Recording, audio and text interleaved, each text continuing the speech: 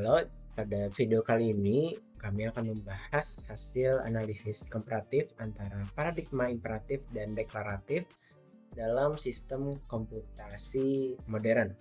Berdasarkan 5 paper ilmiah yang telah dikaji, paradigma pemrograman sendiri merupakan dasar dari bagaimana pengembangan menyelesaikan masalah komputasi. Nah, dua pendekatan yang paling dominan saat ini adalah imperatif dan juga deklaratif. Keduanya memiliki perbedaan mendasar, terutama pada cara memandang proses penyelesaian masalah. Jika imperatif berfokus pada langkah-langkah detail atau bagaimana cara melakukannya, maka deklaratif lebih menekankan pada apa yang ingin dicapai. Pada bagian pertama ini dibahas paradigma imperatif sebagai salah satu pendekatan utama dalam sistem komputasi modern. Kalau disederhanakan, paradigma ini itu fokusnya ke bagaimana cara mengerjakan sesuatu. Jadi pengembang harus tahu dan harus menentukan langkah-langkah secara jelas dari awal hingga akhir.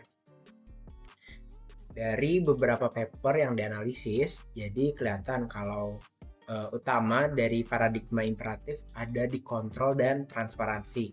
Contohnya di paper PyTorch yang pakai konsep eager execution, di mana setiap baris kode langsung dijalankan saat itu juga. Jadi hasilnya bisa langsung terlihat. Nah, ini membuat alur program lebih jelas dan gampang dipahami karena prosesnya berjalan step by step. Kalau ada error juga lebih mudah dilacak. Tinggal lihat di bagian mana yang bermasalah tanpa harus menebak-nebak apa yang terjadi di dalam sistem.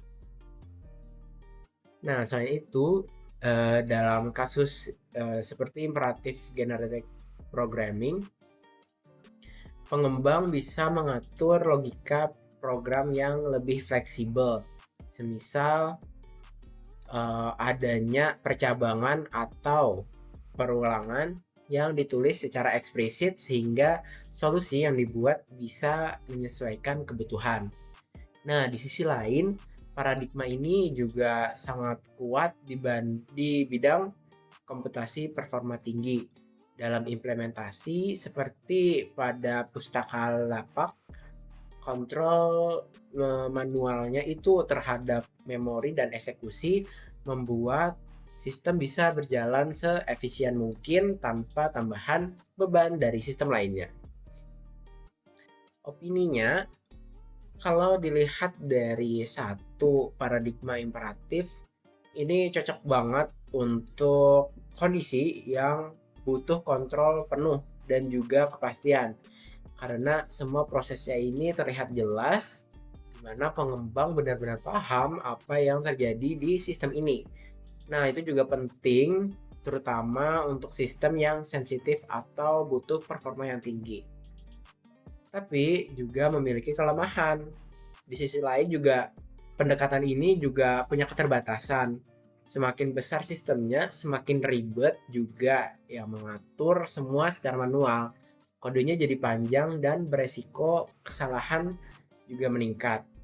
Jadi kurang efektif kalau dipakai untuk sistem yang skalanya sangat besar. Halo, aku Adinda. Di bagian ini akan dibahas paradigma deklaratif sebagai lanjutan dari pembahasan sebelumnya. Kalau sebelumnya imperatif fokus pada bagaimana cara menyelesaikan masalah, maka deklaratif lebih menekankan pada apa yang ingin dicapai. Dalam sistem modern yang semakin kompleks, paradigma deklaratif jadi semakin relevan, di mana pada paper Deep Declarative Networks dijelaskan bahwa proses optimasi yang biasanya rumit bisa disederhanakan. Pengembang tidak perlu lagi menuliskan langkah-langkah perhitungan secara detail, cukup mendefinisikan tujuan atau fungsi objektif yang diinginkan. Setelah itu, sistem akan secara otomatis mencari solusi terbaik dan tetap bisa dilatih secara end-to-end, membuat model jadi lebih fleksibel dan lebih mudah dikembangkan. Selain itu, keunggulan deklaratif juga terlihat pada sistem skala besar fog computing, di mana dalam sistem ini ada banyak perangkat seperti sensor dan server yang tersebar. Kalau pakai pendekatan imperatif, semuanya harus diatur satu persatu yang jelas tidak efisien. Dengan deklaratif, pengembang cukup menentukan kondisi yang diinginkan atau desired state. Setelah itu, sistem akan mengatur sendiri mulai dari deployment, alokasi sumber daya, sampai penyesuaian ketika kondisi berubah. Ini yang bikin sistem jadi lebih scalable dan adaptif.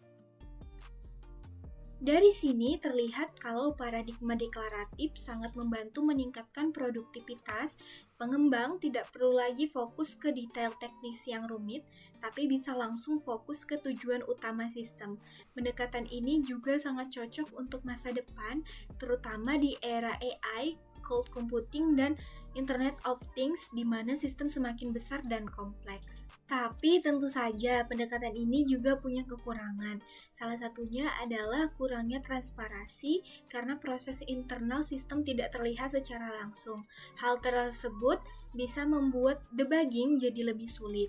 Walaupun begitu, sekarang sudah ada banyak tools seperti monitoring, logging, dan tracking yang membantu memahami bagaimana sistem bekerja.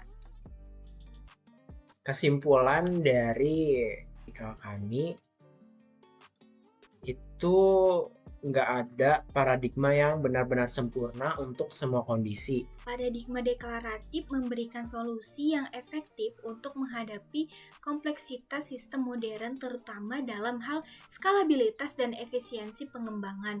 Tapi kalau kita berurusan sama yang sistemnya besar, yang ada di masa depan seperti AI atau IoT, yang butuh kecepatan pengembangan dan skalabilitas, itu deklaratif adalah solusinya.